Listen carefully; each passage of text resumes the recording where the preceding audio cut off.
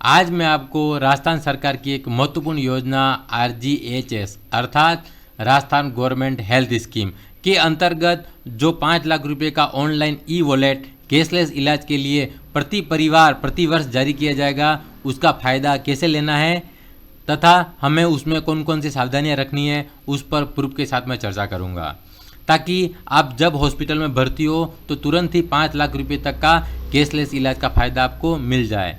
नहीं तो आपको बाद में पुनर्भरण के लिए आवेदन करना पड़ेगा और आपकी मुश्किलें बढ़ जाएंगी। तो सावधानी से प्रत्येक चीज़ को स्टेप बाय स्टेप समझिएगा ताकि आप इसे आसानी से इम्प्लीमेंट कर सको।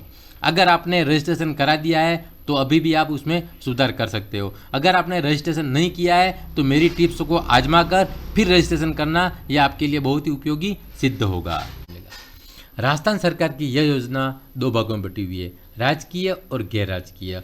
दोनों को ही इसका लाभ मिलेगा, लेकिन वह किस आधार पर मिलेगा ये आप समझिए। राजकीय कर्मचारियों के लिए तो ये एक बेस बना दिया गया है, उनको इसी आधार पर लाभ मिलेगा, जबकि अन्य जो गैर राजकीय हैं जैसे कि जो नागरिक के रूप में रजिस्ट्रेशन करा रहे हैं उनको लाभ कैसे मिलेगा वो मैं आपको बाद में बताऊंगा। पहले आप राजकीय को समझ लीजिए। अगर आप राजकीय कर्मचारी हैं और आपकी वेतन संकला 36,000 रुपये तक है तो आपको राजकीय अस्पताल में सामान्य वार्ड के अंतर्गत भर्ती किया जाएगा। अगर आप निजी अस्पताल में भर्ती होते हो तो आपको जनरल वार्ड में भर्ती किया जाएगा। अगर आपकी वेतन संकला 36,001 रुपये से 63,000 रुपये तक है तो आपको राजकीय अस्पताल में कोटेज के अंतर्गत भर्ती किया जाएगा, जबकि निजी अस्पताल में आपको एक अर्ध निजी वार्ड के अंतर्गत भर्ती किया जाएगा। अगर आपकी वेतन संकला 63,001 रुपये से उससे अधिक है तो आपको राजकीय अस्पताल के अंतर्गत जो डीलक्स का वार्ड होता है उसमें आपको भर्ती किया जाएगा, जबकि निजी अस्पताल में एक निजी वार्ड के अंतर्गत आपको भर्ती कर दिया जाएगा। उससे भी अधिक फायदा जो कर्मचारी 1 जनवरी 2004 के बाद लगे हैं उनको भी मिलेगा, क्योंकि उनको 5 लाख रुपए का वैलेट तो दिया ही जाएगा, साथ ही गंभीर बीमारियों के लिए अतिरिक्त 5 लाख रुपए की सुविधा भी दी गई है। तो आपको ये सब फायदा लेने के लिए मेरी टिप्स को आजमाइएगा। यहाँ ऊपर देखिए, यह कपिल कुमार नाम का एक राजकीय कर्मचारी है जिसने उसके खुद के नाम से एक मेडिकल का बीमा रजिस्टर्ड करवाया है, लेकिन उसके नाम, लिंग और आयु के अलावा उससे संबंधित कोई भी जानकारी उपलब्ध नहीं है, जैसे कि वह राजकीय कर्मचारी है या नहीं है, पेंशनर है या नहीं है, उसकी शादी की स्थिति क्या है वो भी यहाँ पर नॉट अवेलेबल है, तथा उसकी इनकम कितनी है वो भी यहाँ पर नॉट अवेलेबल है। अर्थात यह जानकारी अभी इसलिए नहीं है कि यहाँ पर गवर्नमेंट ने डाटा फेच करने का कार्यक्रम स्टार्ट नहीं किया है, लेकिन जब रजिस्ट्रेशन का प्रोसेस समाप्त हो जाएगा उसके बाद गवर्नमेंट डाटा फेच करने का कार्यक्रम स्टार्ट करेगी, और गवर्नमेंट भी तभी डाटा फेच कर पाएगी जब आप गवर्नमेंट को सही सही जानकारी उपलब्ध करवाओगे, और जब तक ये जानकारी उपलब्ध नहीं होगी तब तक आपको 5 लाख रुपए तक का जो कैशलेस इलाज है वो नहीं मिल पाएगा। आपको ये इलाज मिलेगा लेकिन पुनर्भरण के रूप में मिलेगा, उसमें थोड़ी सी मुश्किलें बढ़ जाएंगी। तो हमारी जिम्मेदारी ये बनती है कि हम गवर्नमेंट को सही सही डाटा उपलब्ध करवाएं, जिससे कि हमें तत्काल ही 5 लाख रुपए तक का कैशलेस इलाज का फ़ायदा मिल जाए। इसके लिए आपको क्या करना है वो प्रोसीजर अब देखिए। सबसे पहले तो आपको यह प्रूव करना पड़ेगा कि आप एक राजकीय कर्मचारी हैं तथा आपके पास एक राजकीय SSO ID है। हमारे पास यहाँ पर 2 आईडियाँ हैं, जो पीले कलर में आपको दिखाई दे रही है वह राजकीय SSO ID है, और जो ग्रीन कलर में जो आपको दिखाई दे रही है ID वह गैर राजकीय कर्मचारी की अर्थात नागरिक के रूप में पंजीकृत SSO ID है। तो आप सबसे पहले अपनी ID चेक करिएगा कि आपकी जो ID है वह राजकीय है या नहीं। तो इसके लिए आपको यह देखना है कि आपके ID में 2 ऐप होंगे, गवर्नमेंट्स के ऐप और सिटीजन वाले ऐप, दोनों ऐप होंगे अगर आप राजकीय कर्मचारी के रूप में पंजीकृत हैं। तो यहाँ पर गवर्नमेंट वाले ऐप में क्या होगा, गवर्नमेंट टू गवर्नमेंट संबंध स्थापित होगा, और सिटीजन वाले ऐप में सिर्फ गवर्नमेंट टू कंज्यूमर संबंध स्थापित होगा। तो ये सिटीजन वाले ऐप में देखिए यहाँ पर गवर्नमेंट ऐप नहीं है, तो ये एक मुख्य डिफरेंस है जिसे आप चेक कर लीजिएगा। अब आपके पास दूसरा ऑप्शन है कि आप अगर महिला कर्मचारी के रूप में पंजीकृत हैं तो आपका अंदर जन आधार कार्ड या भामाशाह कार्ड आपने बनवाया है तो उपलब्ध होगा अंदर। अगर आप पुरुष कर्मचारी के रूप में पंजीकृत हैं तो आपका जन आधार या भामाशाह कार्ड अंदर नहीं होगा, आपको वो डाटा फैच करवाना पड़ेगा। जब तक आप डाटा फैच नहीं करवाएंगे तब तक आपके संबंधित कोई भी जानकारी उपलब्ध नहीं होगी। अब आपको डाटा फैच करवाने के लिए क्या करना पड़ेगा, आपको सबसे पहले जो गवर्नमेंट ऐप है गवर्नमेंट टू गवर्नमेंट, उसमें आप जाओगे तो आपको जन आधार कार्ड या भामाशाह कार्ड की जानकारी नहीं मिलेगी। आपको जाना है सिटीजन वाले ऐप में, गवर्नमेंट टू कंज्यूमर वाले ऐप में। जैसे ही आप इस पर क्लिक करोगे आपको अंदर जन आधार कार्ड और भामाशाह कार्ड मिलेंगे, लेकिन अभी उसमें कुछ भी सूचना नहीं होगी। क्यों नहीं होगी? क्योंकि आपने डाटा फैच नहीं किया है। इसको करने के लिए आपको सबसे पहले अपनी प्रोफाइल में जाके अपना पूरा डाटा अपडेट करना है, जिसे मैं आपको बता रहा हूँ कैसे करना है। यह कार्य सिटीजन वाले में भी करना है और राजकीय वाले में भी करना है, तो यह इजी हो जाएगा दोनों के लिए। कैसे करते हैं वो मैं आपको बता रहा हूँ। जैसे ही आप SSO-ID को ओपन करते हो तो सबसे पहले आपके सामने इस तरह की एक विंडो खुल जाती है।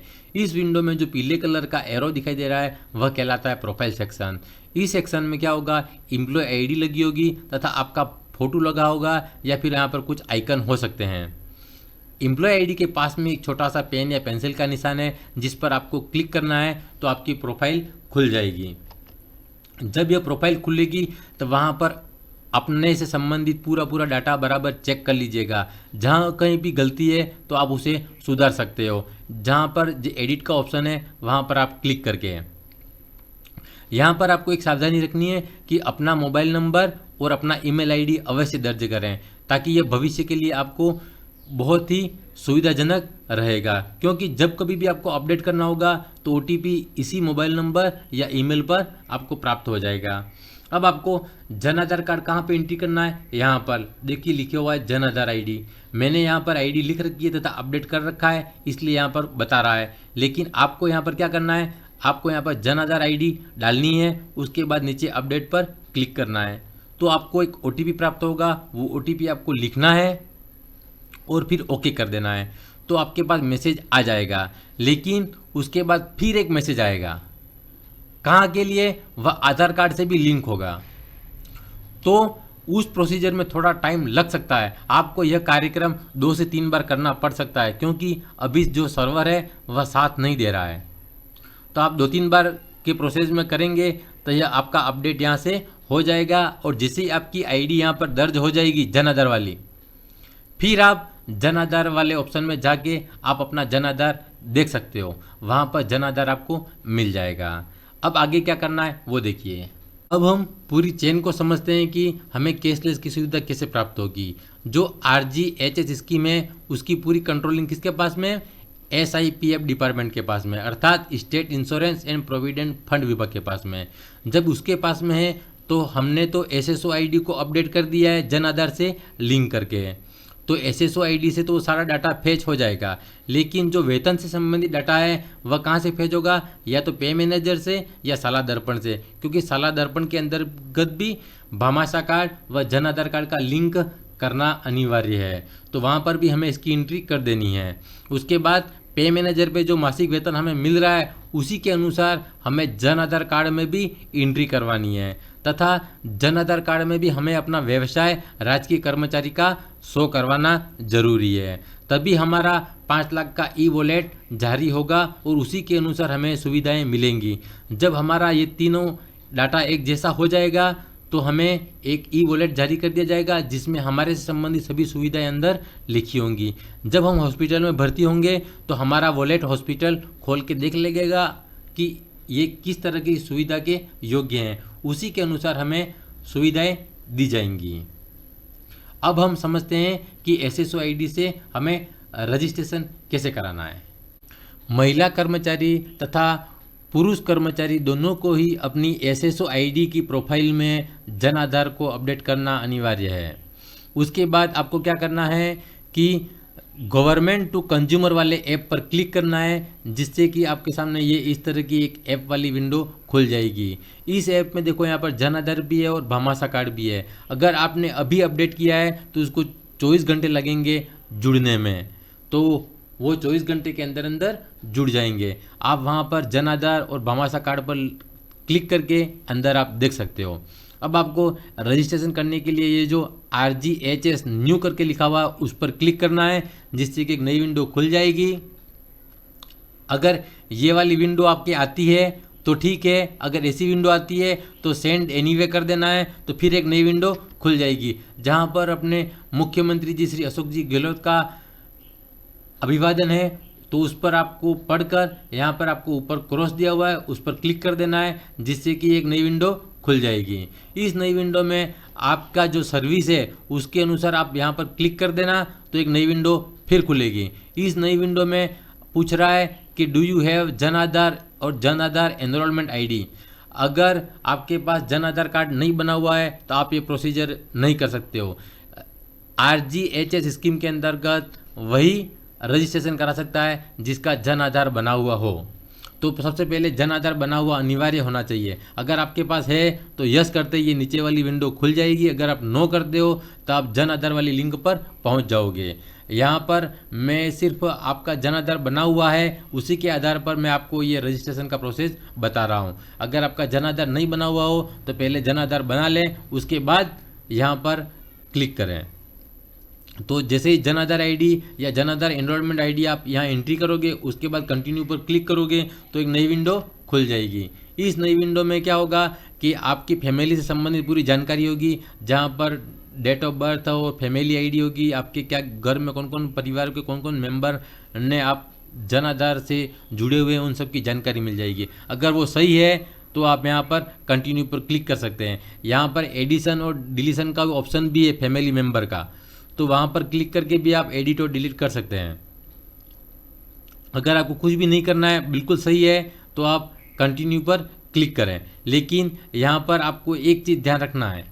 क्या ध्यान रखना है कि यहाँ पर जो गवर्नमेंट एम्प्लॉय है उसकी ID को क्लिक करना है। जैसे कि यहाँ पर देखिए ये इन तीनों में से कोई भी एक ID को क्लिक करिए या 2 ID को क्लिक करिए तो भी कोई दिक्कत नहीं है। अगर 2 कर्मचारी हैं, अगर आप यहाँ पे एक पर क्लिक करोगे तो बाकी की ID पीछे और आप जोड़ सकते हो। तो एक पर क्लिक कर दिए जिसके नाम से रजिस्ट्रेशन कराना है, तो जैसे ही आप एक पे बिंदु पे क्लिक करोगे फिर कंटिन्यू करोगे, नीचे की विंडो खुल जाएगी जहाँ पर आपको क्या करना है कि आपसे जो ID अपने गवर्नमेंट कर्मचारी के ऊपर क्लिक की थी उसका नाम नीचे आ जाएगा, तो उसकी कैटेगरी आपको भरनी है। ये कैटेगरी मैंने आपको जो लास्ट में जो वीडियो खत्म होगा उसके बाद मैंने वहाँ पे सपोर्ट के लिए आपको एक कैटेगरी वार लिंक दे रखा है, वहाँ पर जाकर आप उस कैटेगरी को देख सकते हो आपकी कौन सी कैटेगरी आएगी।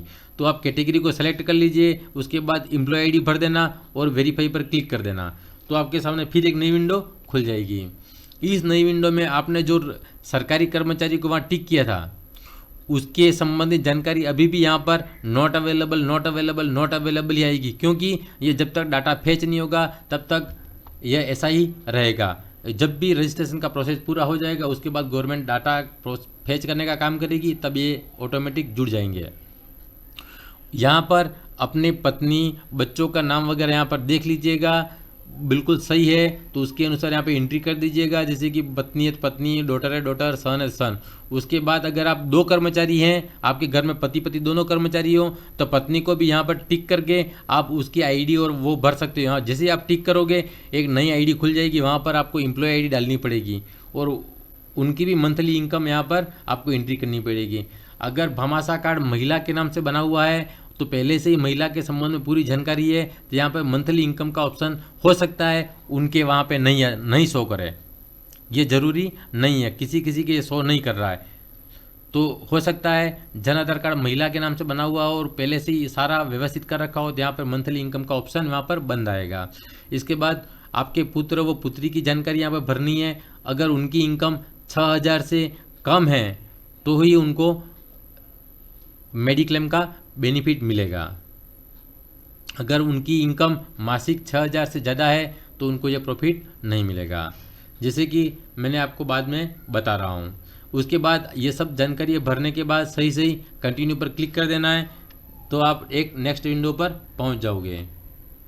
इस नेक्स्ट विंडो में फिर यहाँ पर देखिए आपको क्या करना है, एक यहाँ सहमति पत्र है, उस पर जैसे कि आपने जो परिवार के नाम भरे हैं और जो आपका संबंध है उन सब की लिस्ट आ जाएगी। उसी के नीचे एक आई कॉन्सेंट सहमति पत्र, उस पर आपको टिक करोगे, सबमिट का ऑप्शन आ जाएगा। सबमिट पर आपको क्लिक करना है तो नीचे आपके सामने मैसेज आ जाएगा, you have successfully registered.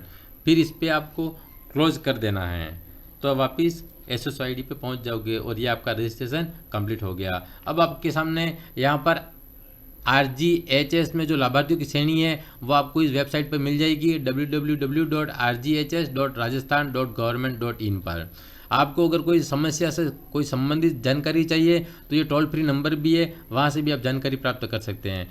RGHS family का अर्थ क्या है वो देख लीजिएगा। यहाँ पर पति पत्नी तथा कर्मचारी पर आश्रित 25 वर्ष तक की 2 संतानें एवं माता पिता जो सामान्यतः कर्मचारी के पदस्थान के स्थान पर रहते हों, जिनकी मासिक आय 6,000 या उससे कम हो, उन्हीं को यह बेनिफिट मिलेगा। तो आज आपने यह रजिस्ट्रेशन का प्रोसेस सीख लिया है। यह बहुत ही अच्छी स्कीम है गवर्नमेंट की कि आपको 1 साल के अंतर्गत 5 लाख रुपए का कैशलेस इलाज प्रदान कर रही है। तो आप उसे अवश्य करवाइएगा तथा जल्द से जल्द इसका रजिस्ट्रेशन कर दीजिएगा। इसी के साथ धन्यवाद।